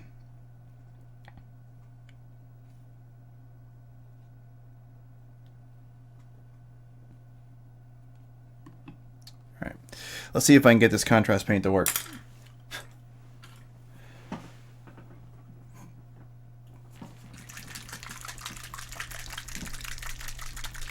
I just started using these recently, mostly for the white, partially because I found this one. This is Apothecary White contrast. I used it on the Keyleth model because I made her into kind of a winter druid. And I'm going to be using this. This is the Iyanden Yellow Citadel Color Contrast Paint. What you do with these, and it's actually super cool, but they separate when you leave them for a while, so you got to really, really shake them up well. Much like a shader, where I just kind of generously kind of cover the area that I want affected with it. You do the same with this, but it seeps into the cracks without darkening your color very much. So you can put it across a white or a bright yellow or a bright red. And what it will do, it's very watery. It'll seep into the cracks and it will allow you to keep the color raised on the top and slightly darken in, but it's not supposed to darken the color that you've painted on it. So what I should be able to do is I should be able to sit this guy upright, put the contrast paint on, it should seep into the cracks and it should give me a little bit of a gradient for the yellow. And then I'll be able to go back in with some more and catch some extreme highlights with the yellows and probably dab into the middle of the throat a little bit just to make sure it's still bright yellow. So that's kind of neat. It's similar to the quick shade. But it's a little different. You take it directly out of the pot, you apply it directly from the pot, much like the quick shades and the shaders. But whereas the shaders will darken a color slightly, this is supposed to not do so. This is supposed to seep in. You may have to do 1 or 2 coats of it to really get it to work. Hopefully, if Quap is watching, I am going, if he's still watching, after gifting out all those subs, which I appreciate, when his minis get here, I'll be able to use some of this on the Star Wars figures that I'll be doing for him. And I will gladly do that on stream so that he can see what's going on. You and your wife were watching, if I remember correctly. So we'll get some of those done. Like I said, it does separate. It gets into the bottom, but you can kind of see it starting to come off the bottom of it.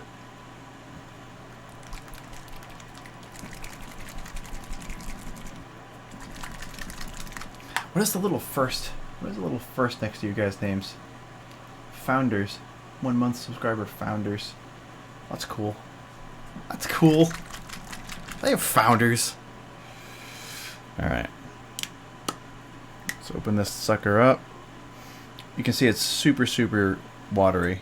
Like it's very watery down there.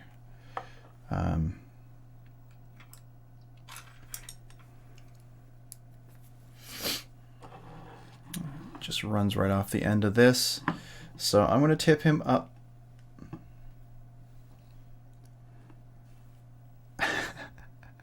Did you go look something up online about dragon tonsils?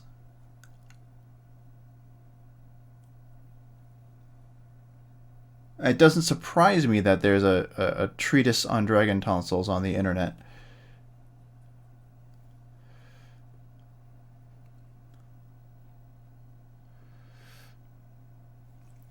So what this is going to do, you see how it's starting to pick out a lot of the color, and it's giving me some nice yellow, but it's also giving me a little bit of a shadow in there.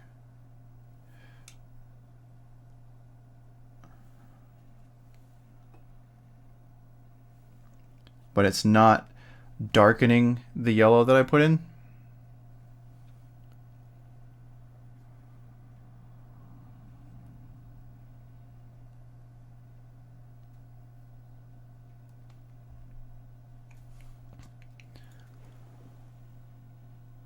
But that'll look pretty nice. Let that dry up a little bit. I need to get to the tongue.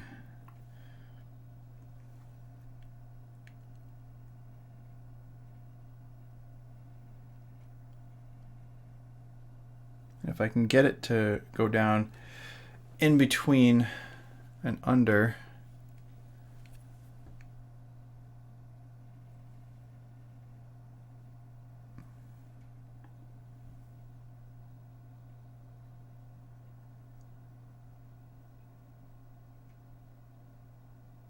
trying to work it down underneath the tongue to get it sort of in here.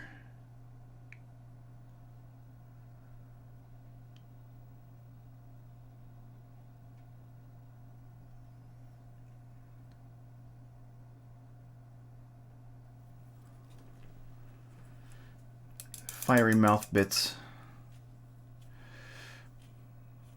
I should probably do the sides as well, the sides of his mouth, that stretched skin. Al, what's that called? This bit right here. You know, the little stretchy skin.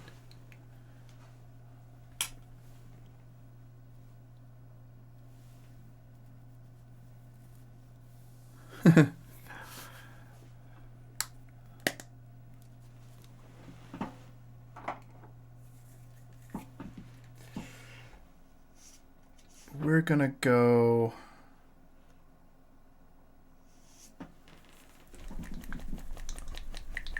Yeah, exactly. Yeah, it's that bit, like anything with a long jaw, snout, nose, pointed face kind of thing. When it opens up its mouth, it's got that.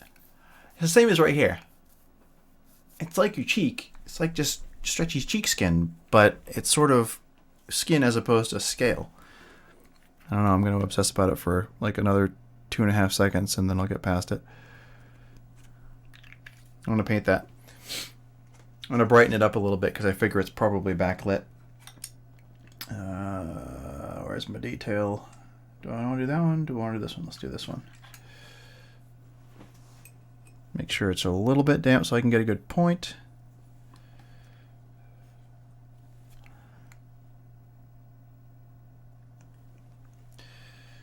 Let's get right here. We're going to brighten this up as it is most likely backlit from the burny mouth parts.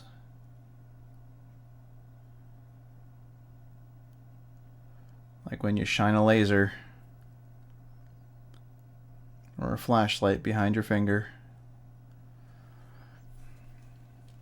Let me get the other side.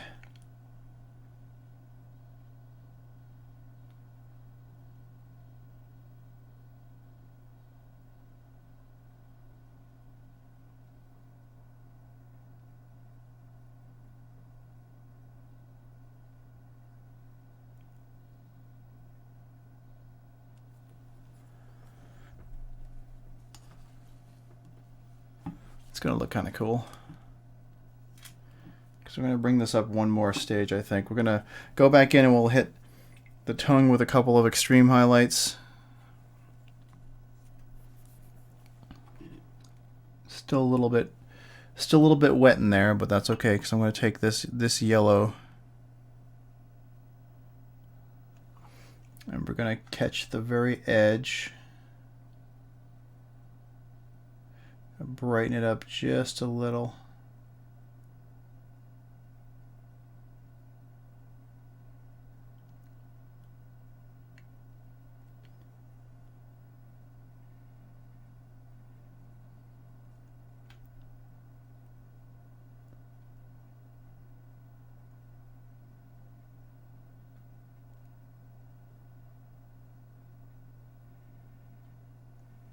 PJ's pretty good for vocabulary as well. Having an English degree and whatnot. And being well read. Unlike myself.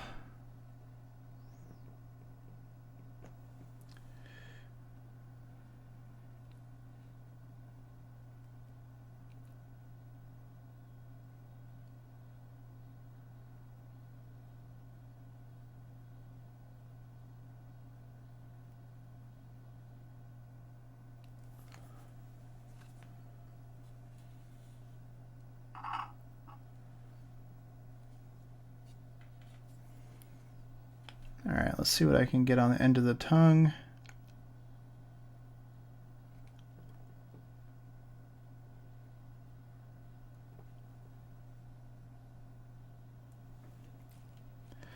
This will be interesting because some of that contrast paint is still wet, but I'd like to actually get the yellow to blend in with it, so it might work really well down low here.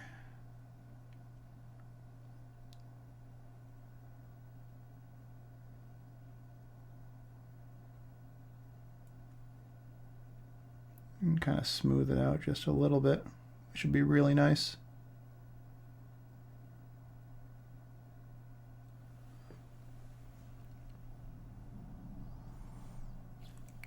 This is one of those times where I wish I had like a tiny LED and I could have gone in and put a light in there or something.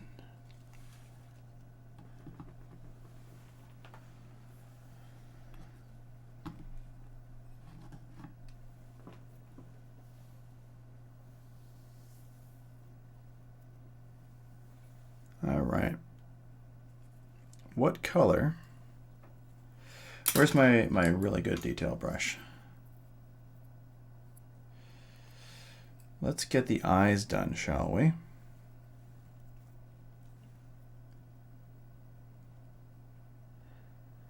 Maybe, or just a little tiny micro LED that I could put in that spot. I kind of wish it was a clear plastic around his throat, and he had a spot where you could like tuck a little tiny battery and a like if his head was segmented down here and it kind of snapped into place, you could pull it off, pop a little watch battery or something in it, and have a little LED that popped on the inside, and you know, one of these horns you could click.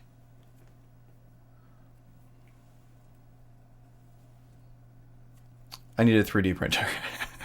All right, I'm gonna go with the orange because I think we're gonna work it up to about as bright yellow as I can get for his eyes. What do you think? And this model is big enough that I can do it and not freak out.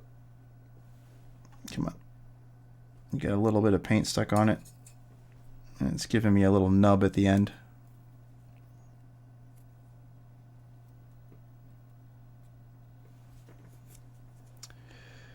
Sometimes if you see that on the end of a brush, you just gotta rinse it, wash it back again, and then take your fingernails and pinch and pull. Don't like yank on the bristles themselves, but draw your finger along them.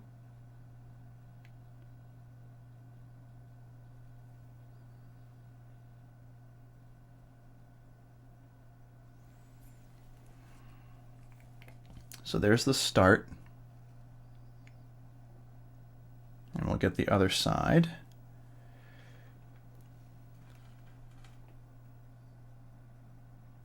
Oops. So this brush has like a natural curve just to the end of the bristles. And so you can use it to your advantage because you can kind of, if you've ever done any sculpting, it's like having a little curved sculpting tool, and you can get into corners with it and just get the tip to touch and kind of get nice sharp detail out of it.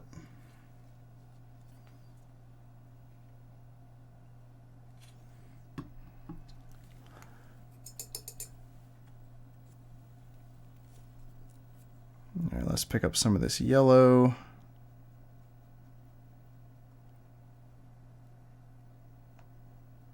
The yellow's a little watery. I got to be kind of careful with it.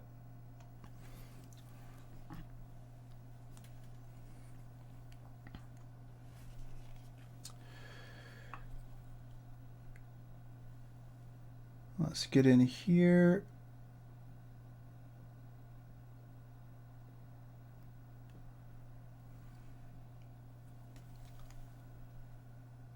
I need to fine up the point a little, so I'm going to roll it on my palette until I get the little hook I'm looking for.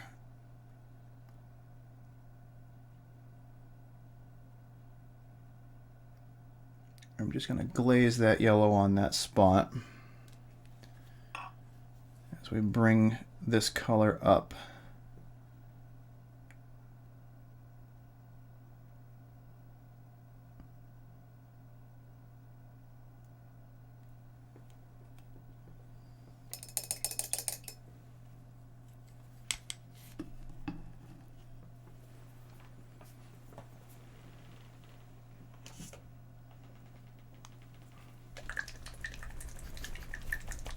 Alright, I'm going to go to Moon Yellow, which is an even brighter yellow.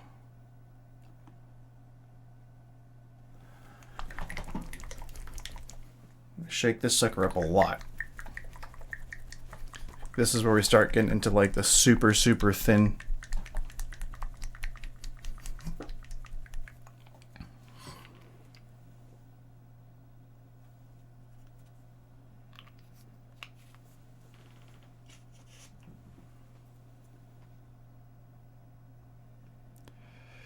Super thin yellows. You don't need a lot on the brush.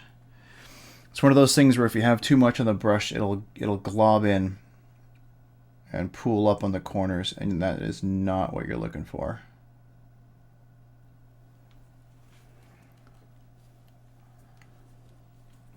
Especially in the super teeny nooks and crannies and things like this. You're just looking to bring it up a little bit brighter.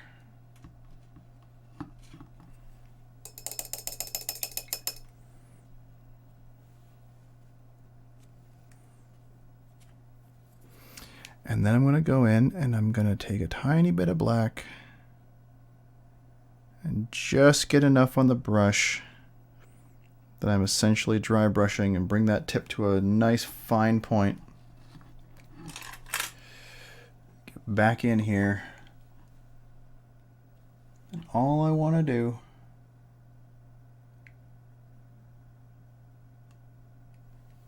is that.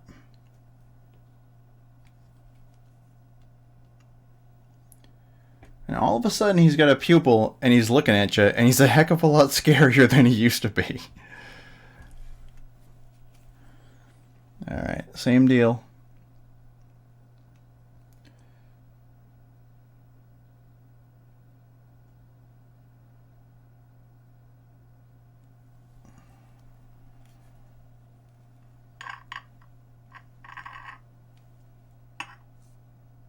You guys see it?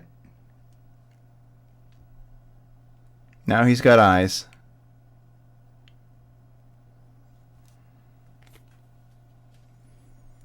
Now he's got eyes, and he's angry, and he's staring at you.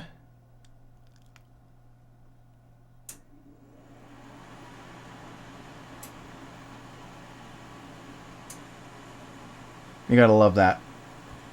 You gotta love that.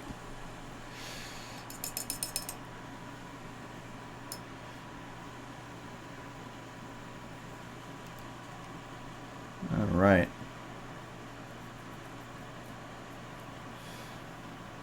Yeah, I mean, realistically, we're pretty much done with tonight, and I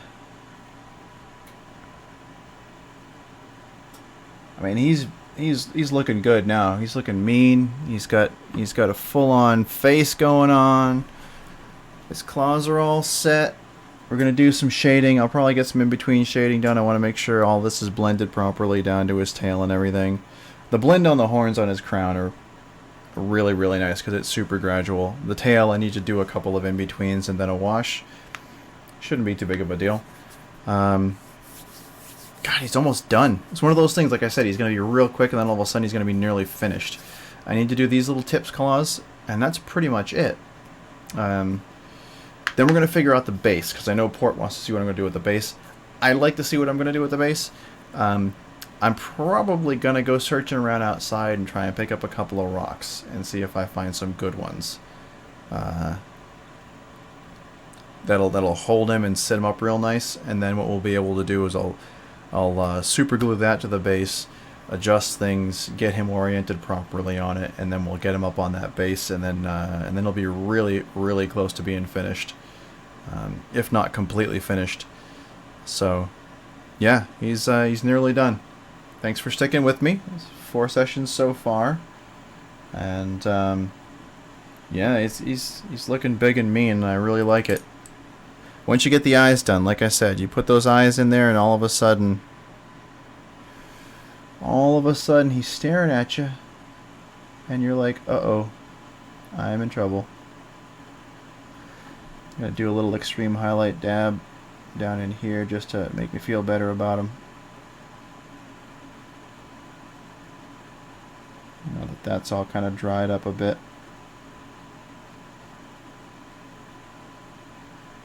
Just kind of bring out the edges of the really hot breath. Sometimes getting an extreme highlight in the right place makes things really stand out, and it looks awesome.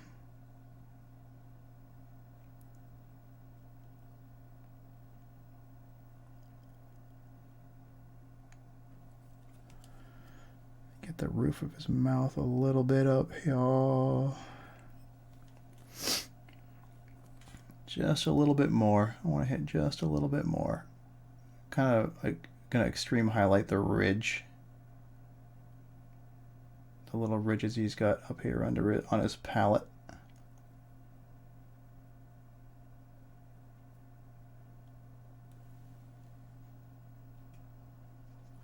And then we'll call that for this evening.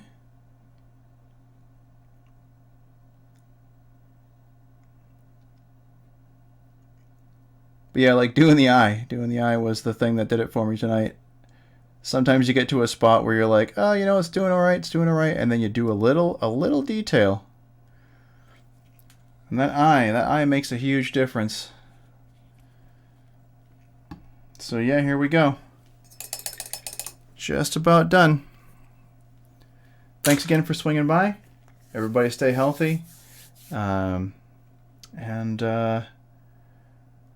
Really happy you stopped in. We're going along really well. I'm up to 17 subscribers and 57 followers. That makes me very happy. Thank you guys very much for coming through. Have a great night, and we will see you next Tuesday after the weekend. Be safe. We'll see you then.